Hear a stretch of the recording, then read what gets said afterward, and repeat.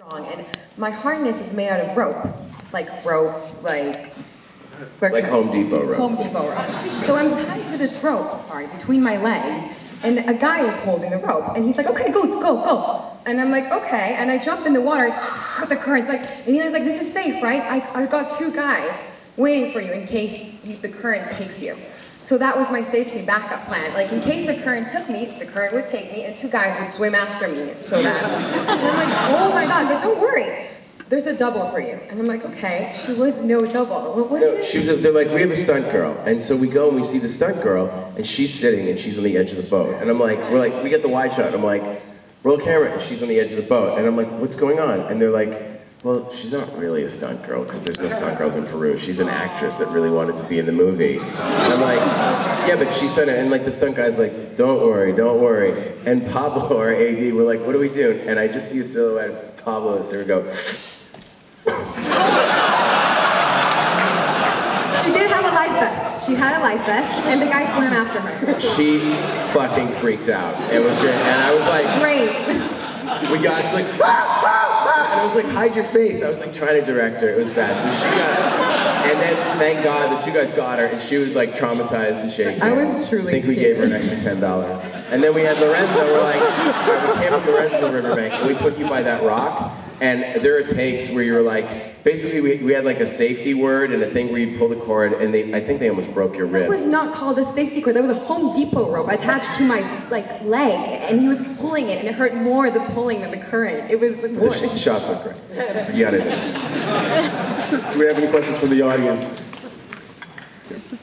First of all, congratulations. Got the mic here. Oh wait, sorry. I jumped the gun. But One of the things I like about your movies, Eli, is that you get to really we get to really get to know the characters well before the carnage begins. And the one scene that was very memorable was Jonah's death. How did you train the natives or the actors for that scene? What did you tell the kids? Well, shockingly, they were naturals. When these were cutting the flesh off the bone, they required no direction whatsoever. The 5 old women, we called them the Pussycat Dolls. When they were cutting the flesh, we were like, wow, they're kind of good at this. They know. Here, Aaron, why don't you talk about shooting that scene? Okay. I mean, that scene was pretty traumatic, because I mean, I'm seeing my own death, and I'm basically, I've read my own death, and I know what's gonna happen, and I've seen my own body and my own head that can be made, and I've done all the prosthetics and everything, so I kind of know what I'm going into. I grew up around Robert Rodriguez and making movies with him, so I know what I'm getting into. And I get there, and there's the head, and it's all painted, and it's ready to go. And there's the rock where I'm gonna be dying. And basically, the rock was a hollowed out kind of structure made of fiberglass, and I had to get inside with just my head sticking out. But they built that like a week before, and nobody had looked inside. And inside of that rock were the biggest motherfucking ants you've ever seen in your entire life. And these ants are called Izula ants, and they're about 1 inch long, and their bite hurts worse than a gunshot, they say. And it lasts for 24 hours no matter what you do, no matter what you put in, anything. So they grabbed trash bags and put it on my legs, duct taped them, and basically locked me in that rock for 4 fucking hours while they shot around me, and I don't remember any of it. And there's video of it. I've seen myself in that rock. I remember getting in. I remember getting out. I do not remember anything in between that point, because they said that I went into like a trance and I was just singing like show tunes to myself because it was so fucked up. And then the kicker, here's the fucking kicker, I then had to go back, and I was running post-production on the movie and had to do all the VFX for my own motherfucking death. Yeah, Aaron did camera, the visual effects, the color timing, the post-production. He's the man. Aaron Burns, the best. All the VFX, he's crazy. Okay, so what was that question then? Yeah, Eli, awesome. That was. Thank you. Please tweet that. We need it. Like, no, really, you guys are the first reaction, so we spend a year on our future. Hypothetical. You're in an airplane with the entire crew. It goes down. You need to eat someone. Oh, Colin Geddes for sure. Because he has that sweet Canadian meat, because he's the Canadian bacon. That airplane was fucking crazy. Filming that, you know, that was pure Chillywood. These guys at Chilliwack who did the crash and aftershock of the funicular, we built a plane that went 360 degrees, and we just locked the cameras in and put the actors in it and spun them like a drone, like a lottery machine. And when Aaron was barfing upside down, it looked fucking crazy, but getting into the rig, there was absolutely no safety. We had to climb scaffolding, it was 30 feet in the air. And then they had to step over, and the guys were never paying attention, so they'd step in and the whole thing would start moving. It was crazy. Thank God no one got killed, though. It looked great. All right, next question. Yes?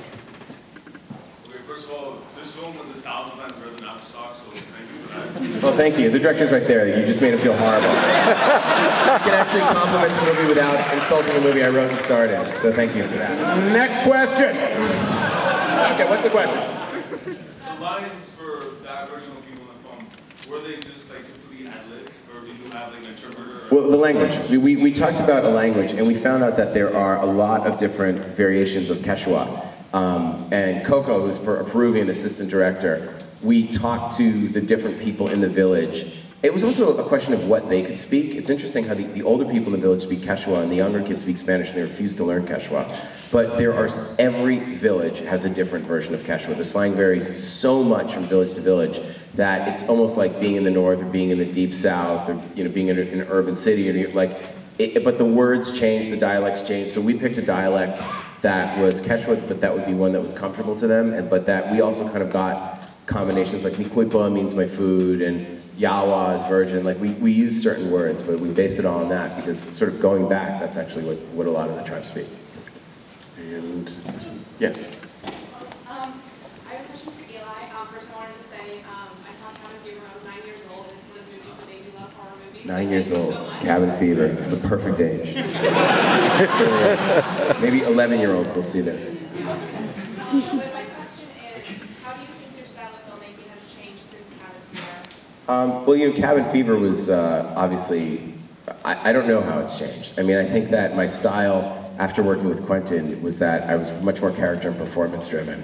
And I really wrote from an actor's perspective. And not only that, when I was shooting, everything on Cabin Fever, we had the monitor. And the first day, we ditched the monitor. We're like, fuck it, I trust my DP. We're moving so fast, I know what I want, I look at the frame, and I'm just watching the performances. So I feel like I've moved so much faster and just got much better performances and much more coverage because I wasn't trying to match what was in my head. I just saw what was there in front of me. And I also got a lot more experimentational. In the beginning of the film, I really wanted it to look like a New York movie, like almost like You've Got Mail, like it's steady cam, it's calm, it's in Colombia, it's safe, it's a very safe movie. And when they get to the village, it goes fucking haywire and turns into some horrible nightmare document. It's like not in focus anymore, like you can't really see what's going on.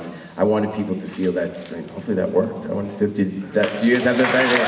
So yeah, so I felt very certainly because of Aftershock, I mean, we wanted to do something